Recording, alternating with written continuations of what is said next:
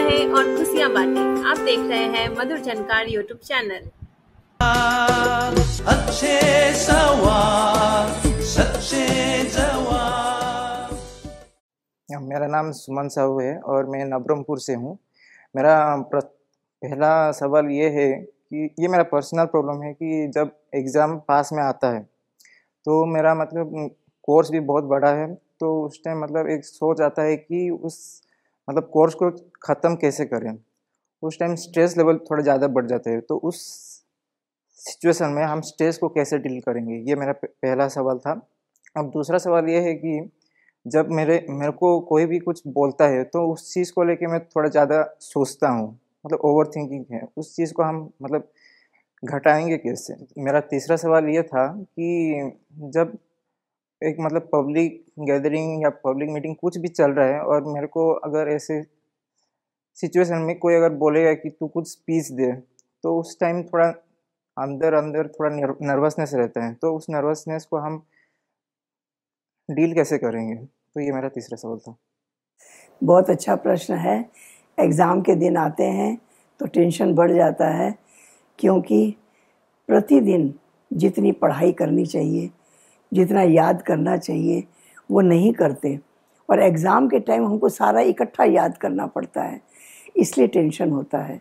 जो हमेशा रोज़ का पाठ रोज़ करते हैं, जो रोज़ का लेसन रोज़ याद कर लेते हैं, जो रोज़ प्रश्नों का समाधान कर लेते हैं, उन्हें एग्ज़ाम के समय टेंशन नहीं होता, क्योंकि उन्होंने पढ़ाई की है, रोज़ पढ़ाई की है, रोज़ स्टडी अच्छी की है, रोज़ याद किया है, रोज़ होमवर्क किया है, इसलिए उनको लास्ट दिन वो एग्ज़ाम देने में टेंशन नहीं होता। वो आराम से समझते हैं कि हमने स्टडी की है और हर रोज़ की है, अच्छी तरह से की है, इसलिए उन्हें टेंशन नहीं होता। अच्छी तरह से एग्ज़ाम देते हैं, अच्छे नंबर लेते हैं।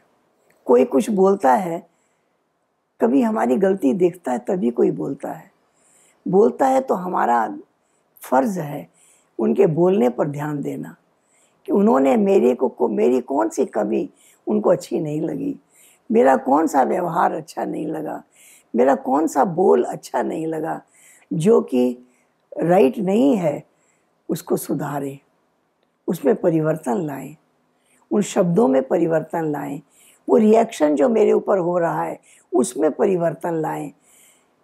कोई शिक्षा देता है तो रिएक्शन नहीं होना चाहिए, हमारे अंदर ग्रहण करने की शक्ति होनी चाहिए, ताकि जो शिक्षा मिली है वो हमेशा हमेशा के लिए मुझे लाभ पहुंचाती ही रहे। हम उस पर अटेंशन देकर चलते रहें और हमें याद रहे कि एक समय पर हमें किसी ने इन बात पर ध्यान खिंचवाया था और इसके द्वारा मेरा सारा जीवन अच्छा, सुखमय, आनंदमय बीता। इसलिए हमें ध्यान देना चाहिए, सुनी अनसुनी नहीं करना है। किसी ने कुछ कह दिया तो बेपरवाह नहीं बनना है। हमें जो भी कुछ गलतियां कोई हमारी दिखाता है तो हमारा फ़र्ज़ है उस पर अटेंशन देना, उस पर ध्यान देना, उस पर करेक्शन करना, सुधार करना।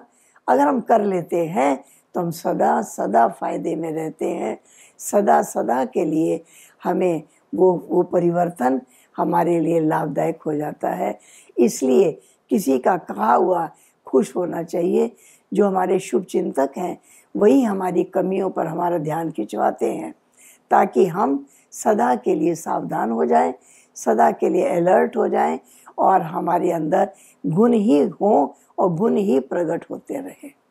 बहुत अच्छी बात है, जब हमने स्टडी की है तो कभी हमें मंच पर बोलने का मौका मिलता है तो हमारे अंदर वो निर्भयता होनी चाहिए, ताकि हम निर्भय होकर आत्मविश्वास के साथ जो बात हमने स्टडी की है उसको हम स्पष्ट कर सकें, कह सकें, क्योंकि जितनी भी पढ़ाई है हमारे व्यवहार की, काम की है, हमारे जीवन में लाने के लिए है, न केवल पढ़ने और पढ़ाने के लिए है या केवल एग्ज़ाम देने के लिए है, वो हमारे जीवन में काम आने के लिए है। इसलिए हम उस पर अटेंशन दें, हम उस पर ध्यान दें और उसे अपने व्यवहार में लाएं, आचरण में लाएं, तब हम निसंकोच रहेंगे, परीक्षा के समय हम अच्छी तरह से उस एग्ज़ाम को पार कर सकेंगे, उस समय को पार कर सकेंगे उन गुण और विशेषताओं के द्वारा। लेकिन हमें याद रहे हमें कौन सी बात सिखाई गई, कौन सी बात हमें अपने व्यवहार में लानी है।